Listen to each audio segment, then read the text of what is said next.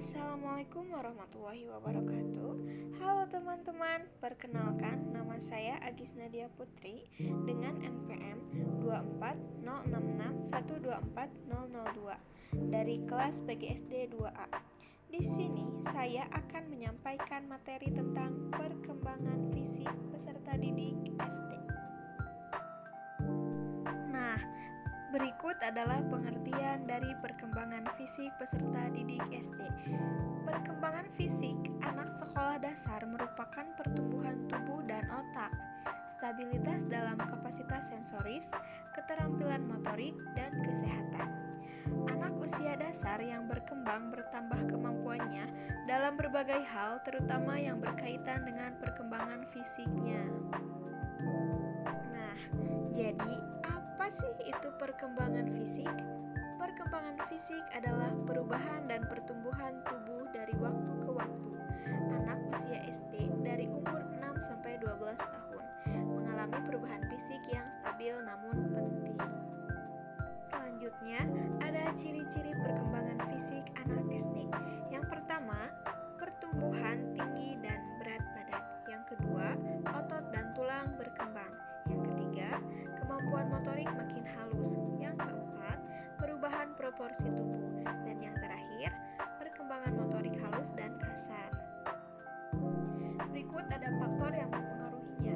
Yang pertama, karena faktor genetik. Yang kedua, karena faktor nutrisi dan gizi.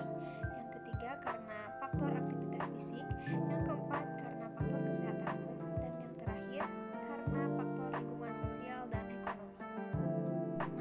Apa sih perkembangan motorik halus dan kasar?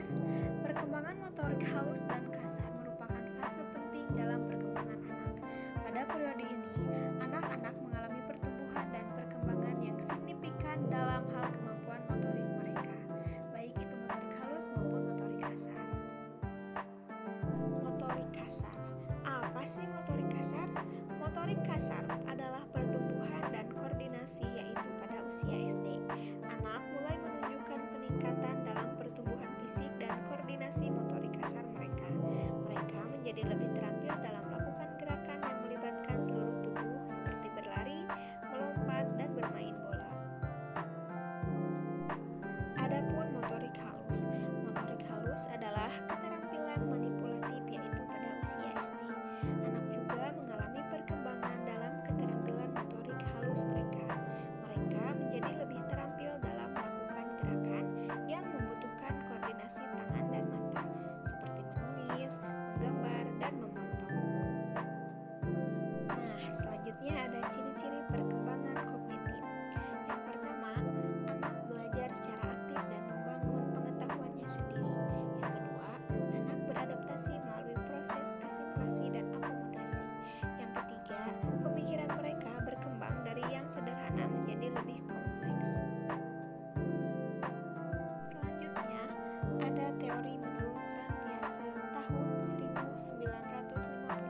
Menurut Saint-Piaget tahun 1952, anak-anak berkembang secara bertahap dari tahap sensorimotor umur 0-2 tahun, praoperasional dari umur 2-7 tahun, operasional konkret dari umur 7-13 tahun, hingga operasional formal dari umur 12 tahun ke atas.